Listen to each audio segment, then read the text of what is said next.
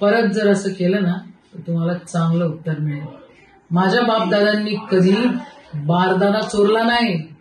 मी एक प्रतिष्ठित घरातली मुलगी आहे आणि प्रतिष्ठित व्यक्तीची बायको आहे। मी असे चिल्लर धंदे तुमच्यासारखे कधी करत नाही आणि तुम्ही जर चिल्लर धंदे करत असाल तर त्याचं उत्तर आम्हाला देता येतं। दिवाळी सरली, आपण शेतकऱ्यांनी काळी दिवाळी साजरी केली। आपण अमरावती जिल्ह्यामध्ये राहतो आणि अमरावती जिल्ह्याची संस्कृती अमरावती जिल्ह्यामध्ये एका विशिष्ट पद्धतीनं या ठिकाणी राजकारण आपण करतो।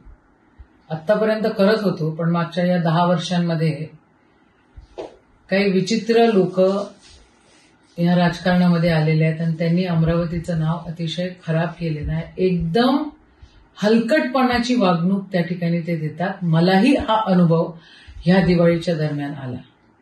हा माझा कार्यकर्ता आहे, मी इथे नव्हती आणि त्यावेळेला एक पाकिट आणले आले पाकिट हे पाकिट माझ्या घरी देण्यात आलं आणि असं सांगण्यात आलं की जरा आम्हाला फोटो काढायचा आहे आणि यशोमती ताईंच्या घरी आम्ही किराणाचं पाकिट दिलं। हे जे चित्रविचित्र लोक आहे, नवरा कुठे बायको कुठे, कधी सत्तेमध्ये कधी आमच्या सपोर्टनी कधी भाजपच्या सपोर्टनी कधी कोणाच्या सपोर्टनी काय काय राजकारण करत असतात। त्याने मला ही 100 रुपयाची साडी पाठवली फुलकटासारखी। हे पाठवला, हे काय आहे, हा पोहा आहे, हे मुरमुऱ्याचे पाकिट आहेत 2।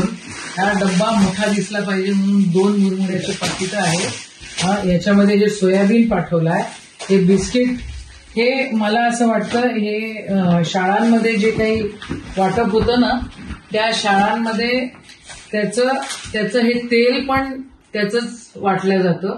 शाळांमध्ये जे काही अन्न वाटप होतं ते आहे। साखरेचं एक पुडा आहे, एक कायचा आहे, मिठाचा आहे बहुतेक हा पुडा, हे बेसन आहे, हे शेंगदाणे आहे आणि ही कायची तरी डाळ आहे। परत जर असं केलं ना तर तुम्हाला चांगलं उत्तर मिळेल। माझ्या बापदादांनी कधी बारदाना चोरला नाही। मी एक प्रतिष्ठित घरातली मुलगी आहे आणि प्रतिष्ठित व्यक्तीची बायको आहे। मी असे चिल्लर धंदे तुमच्यासारखे कधी करत नाही आणि तुम्ही जर चिल्लर धंदे करत असाल तर त्याचं उत्तर आम्हाला देता येतं। शेतकऱ्यांची दिवाळी काळी गेलेली आहे। अरे हरामखोरांनो, तुम्हाला जर ह्या प्रकारे तुम्हाला जर आमचा अपमान करायचा असेल तर त्याला काय अर्थ उरतो का? तुम्हाला जर काय किराणा द्यायचा असेल, काय करायचं असेल तर शेतकऱ्यांच्या घरी जे त्यांचे पैसे दिलेले नाहीयेत ते द्या ना तुम्ही। हे काय लावलेलं आहे भानगडी? आणि भैया आणि भाभी, अवकातीत राहायचं।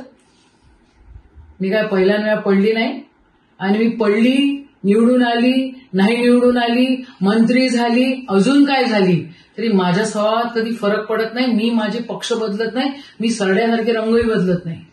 तुम्ही तुमच्या अवकातीत राहा एवढं तुम्हाला बोलते। आणि परत पुन्हा कधी ही अशी भानगड जर केली तुम्ही तर तुम्हाला असं उत्तर देईन ना की मग याद राखा। अमरावती जिल्ह्यामध्ये भाऊसाहेब पंजाबराव देशमुखांचा हा जिल्हा आहे, राष्ट्रसंत तुकडोजी महाराजांचा हा जिल्हा आहे, हा गाडगेबाबांचा जिल्हा आहे। जरा नीटनेटके वागा एवढंच बोलते आहे। यावेळेला फक्त व्हिडिओ बनवला, तुमची ही भिकारचोटपणा तुमचा हा उघडकीस आणला आणि परत माझ्या घरी येण्याची भानगड काही तुम्ही पडू नका। आणि माझ्या माणसाले फोटो टाकायचा आहे रे बा, यशोमती ताईच्या घरी किराणा दिला, ह्या जर भानगडी तुम्ही केल्या तर तुम्हाला मग दाखवता येईल मला। जय हिंद, जय महाराष्ट्र।